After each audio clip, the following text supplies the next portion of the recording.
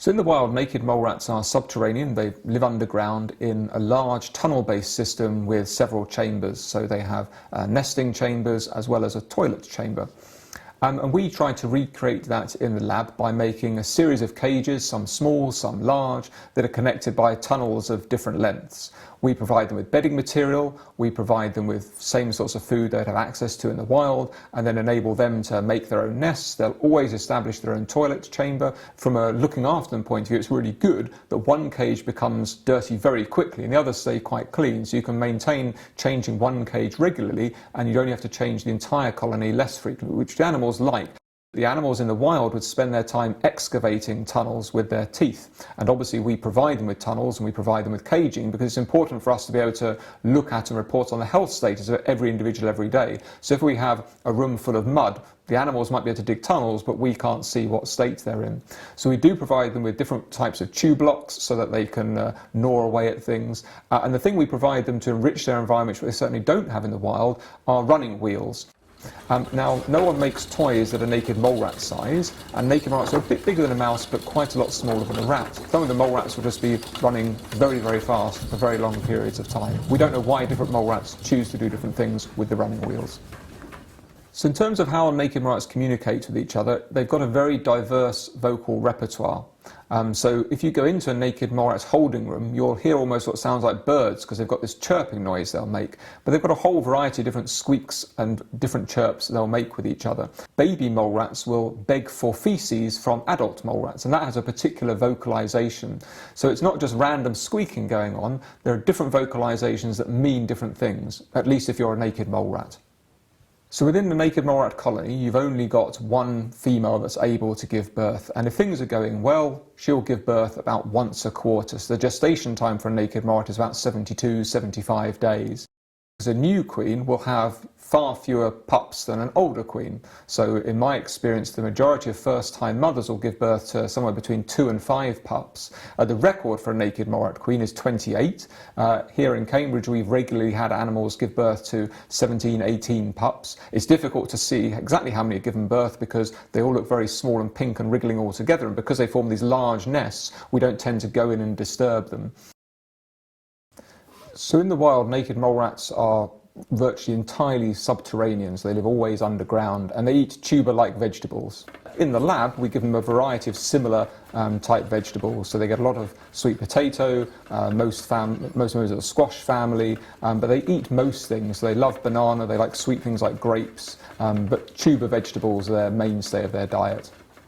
So in the naked mole rat colonies, we give them their cages and tunnels, but there's another factor we really need to consider, which is that naked mole rats are poikilothermic. That means they're cold-blooded. They're unable to control their own body temperature. So whereas humans will sweat to cool down, they can't do that. They don't even have sweat glands. They are able to detect temperature differences, though. So, for example, the animals will always sleep in a bundle all together to help conserve heat. Now, where they originate from, in East Africa and Kenya, Somalia and Ethiopia, when they live below ground in those countries, it's a very stable climate. So the temperature difference between night and day, summer and winter, is only about 2 degrees. So presumably through evolution, they've just lost the ability largely to thermoregulate. So in the lab, we therefore have to look after them very carefully. The holding room for the naked mole rats is kept at about 30 degrees with a high humidity, just like they would have in the wild. So naked mole rats live in large colonies all together, and they're social animals. So usually if an animal is healthy, it's engaged in colony activity, be that running around, grabbing food, chirping at the other animals, or huddling all together. A naked mole rat that doesn't look so well will usually be one that looks a little listless, so they'll be walking around in a slightly uncoordinated way, they look rather thin, and they're not engaging with other members of the colony. So usually a colony that everyone is happy in will be a colony that breeds regularly, if there's sufficient space, but also there'll be a colony where there is no fighting. So naked mole rats are known to fight amongst themselves, and with the teeth they have, they can do a lot of damage. So a peaceful colony is one where you don't have any fighting, where everyone sleeps together, eats together, and is just running around generally looking like they're having fun. So when thinking about how intelligent a naked mole rat is, it's difficult to know what we mean by intelligence, especially when thinking about a small rodent versus a human. But I think when we're working with animals, something we often think about is, do they know who a human is, and do they know who a specific human is? And I think when you interact with the naked mole rats, generally speaking, they're quite a friendly animal. So you'll pick one up, and if you know what you're doing and handle the animal carefully, they don't immediately turn around and bite you. And I would say from when I work with the naked mole rats and other people in my lab work with them, I've sort of spent more time handling them. They're more tame in my hands than other people's, but they're generally quite relaxed as long as you're confident in handling them. But I wouldn't say that any of them are particularly aware that I'm me when I come in to work with them versus anybody else, as opposed to just being a confident person who works with the animals. It's not like my cats at home who are very much aware that it's me who's come in and they want to come and say hello.